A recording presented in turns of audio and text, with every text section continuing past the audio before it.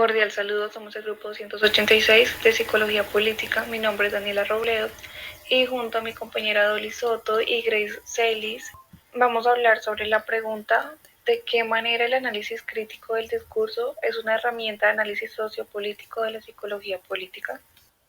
El análisis crítico del discurso se basa en la premisa de que el lenguaje no es neutral, sino que refleja y reproduce las estructuras de poder existentes en una sociedad. Al analizar el discurso político, el análisis crítico del discurso busca desentrañar las formas en que se construyen y mantienen las desigualdades sociales y políticas. El análisis crítico del discurso se basa en el estudio de los discursos dominantes y subordinados y busca revelar cómo se utilizan estrategias lingüísticas para legitimar ciertas ideologías y mantener el status quo. Esto implica analizar las formas en que se construyen y representan las identidades políticas, las relaciones de poder y las estructuras de dominación. Al utilizar el análisis crítico del discurso en la psicología política, los investigadores pueden examinar cómo el discurso político influye en la formación de actitudes y creencias políticas, así como en la movilización y participación política de las personas. También puede ayudar a identificar las formas en que se perpetúan y transformar las estructuras de poder existentes. Gracias, compañera. Bueno, entonces yo tengo para decir que el análisis crítico del discurso es una herramienta poderosa para analizar fenómenos sociopolíticos en el campo de la psicología política. Esta metodología se centra en examinar cómo el lenguaje se utiliza para construir significados, perpetuar ideologías y mantener o cambiar las relaciones de poder. Aquí hay algunas maneras en las que se vincula con el análisis sociopolítico en la psicología política. Él examina cómo se construyen los significados a través del discurso político, las palabras y frases seleccionadas, así como la forma en que se utilizan, influyen en la percepción pública de los eventos y en la construcción de narrativas políticas. Este análisis revela cómo los actores políticos intentan de forma a la interpretación de los acontecimientos para consolidar o cambiar el poder. Y por último, y no menos importante, tengo para decir que el análisis crítico del discurso se centra en desempeñar las ideologías presentes en el lenguaje político, examina cómo se manifiestan y se refuerzan las creencias políticas a través del discurso, revelando cómo las palabras y expresiones son utilizadas para promover ciertas ideologías y de legitimar otras, ¿verdad? Esto es esencial para comprender cómo las ideologías influyen en la toma de decisiones políticas y en la forma de opiniones políticas. Seguimos con mi compañera Dochi. Bueno, saludo para todos. Inicialmente, el análisis crítico del discurso es una herramienta metodológica que permite realizar un estudio del lenguaje, ese siendo como un instrumento de poder. Ese análisis crítico sostiene que el lenguaje no solamente es un medio de comunicación, no solamente es como un medio para brindar información, sino que también es una forma de construir y de mantener una realidad social. Y sabemos que la psicología política pues es una disciplina que se ocupa del estudio y la relación entre la psicología y el ámbito político. El análisis del discurso, el análisis crítico del discurso también es utilizado como una herramienta de análisis sociopolítica de la psicología política de varias maneras, como por ejemplo, se puede utilizar para analizar el lenguaje de los políticos y los medios de comunicación.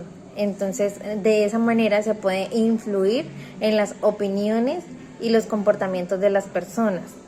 En segundo lugar, también podemos decir que el análisis crítico del discurso se puede utilizar por los grupos sociales para definir una identidad y para definir sus intereses políticos, es decir, para que ellos puedan desarrollar por sí mismos las decisiones que tomen de manera política. De esa manera pueden forjar su identidad política. En tercer lugar, se puede utilizar para analizar el lenguaje que utilizan los individuos para expresar sus opiniones y sus creencias políticas. Podría ser ante reuniones, ante socializaciones y demás actividades que se puedan realizar en una comunidad. Algunos de los ejemplos de cómo el análisis crítico del discurso puede utilizarse para analizar los fenómenos sociopolíticos podrían ser, teniendo en cuenta que es desde la perspectiva psicológica, estos podrían ser un estudio para analizar el lenguaje utilizado por los políticos para promover la guerra.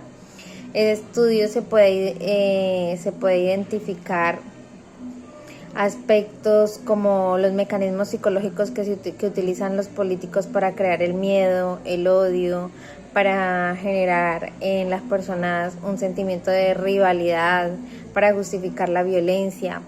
Y otro estudio podría ser un análisis del lenguaje utilizado por los medios de comunicación para representar a los inmigrantes.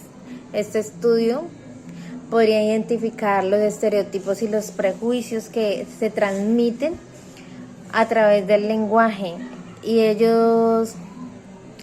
y cómo, de qué manera eso puede influir en las personas que son inmigrantes. Y en un tercer ámbito, ese estudio se podría analizar, o el lenguaje se podría analizar en base a los derechos civiles que promueven la igualdad en las personas. Aquí en ese estudio se podría identificar estrategias retóricas que utilizan esos grupos para movilizar la opinión pública y para lograr cambios sociales.